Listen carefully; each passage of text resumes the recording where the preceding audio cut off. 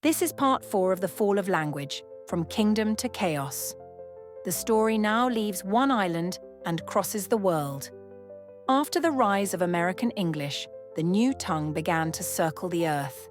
It traveled not by miracle, but by map, trade, and charter. By the early 1800s, ships flying English banners reached every shore. Missionaries, merchants, and magistrates carried the same Bible, the same law, and the same tongue. Wherever English arrived, contracts followed. Historian Robert Phillipson later called it the most powerful of all imperial tools. To teach English was to plant administration. To translate law was to anchor rule. From India to Africa, from the Caribbean to the Pacific, the pattern repeated. First came the company, then the charter, then the code. The same vocabulary, district, governor, magistrate, corporation, commonwealth, bound lands into a single bureaucratic web. English was no longer simply a language, it was infrastructure. When nations gained independence, the language remained. Courts ruled in English. Diplomats negotiated in English. Universities taught in English. The empire dissolved. But its tongue endured. By the mid-20th century, English had become the administrative language of the planet.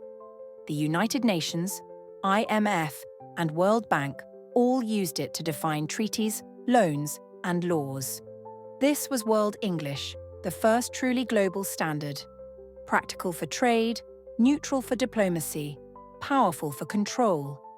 As the English-speaking world expanded, new nations sought their own emblems of identity and destiny. Many adopted stars, symbols of federation, guidance, or divine purpose. The United States began the pattern in 1777, each star for a state.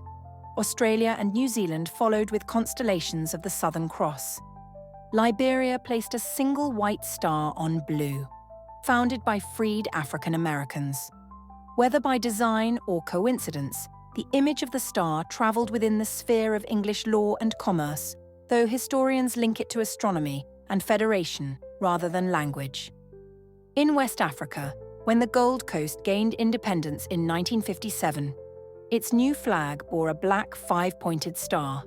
It symbolised Pan-African unity, the Black Star of Freedom. Its designer, Theodosia Oko, drew inspiration from Marcus Garvey's Black Star Line. Yet, within Ghana, the older Ashanti kingdom kept a different banner, the royal golden stool, the divine seat of kingship. One flag crowned by a star, another by a stool, both under English as official language, yet telling opposite stories, one outward toward federation, the other inward toward heritage. Why one bound by a charter and the other by covenant?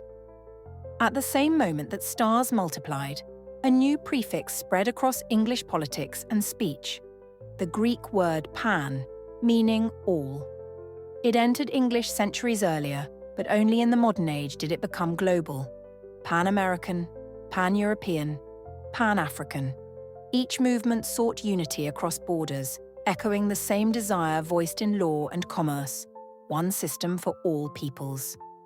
While Pan is ancient, its worldwide use belongs to the industrial and imperial age, the very era when American English and global legalism rose together. The word that once meant all now meant one, and the world followed its call. Through language, law, and symbol, the nations were drawn into a single web of treaties and institutions, a corporate earth joined not by faith but by federation. By the late 1900s, English defined the world's measurements, finance, and trade, air traffic control, maritime law, scientific publication, and digital code, each written in the same tongue. The planet now functions as one registered entity, a corporate Earth under a common linguistic charter. Yet, prophecy warned that such unity would return for a little season. Revelation speaks of merchants whose trade reaches all nations, and of a single voice commanding across the seas. Language once carried covenant. Now it carries compliance. But the promise of restoration, still whispers through time. Then I will restore to the peoples a pure language, that they may all call upon the name of the Lord. The story is not finished. What was incorporated by man can still be redeemed by God. In the next episode, Part 5, The Code of the Beast, when law becomes algorithm.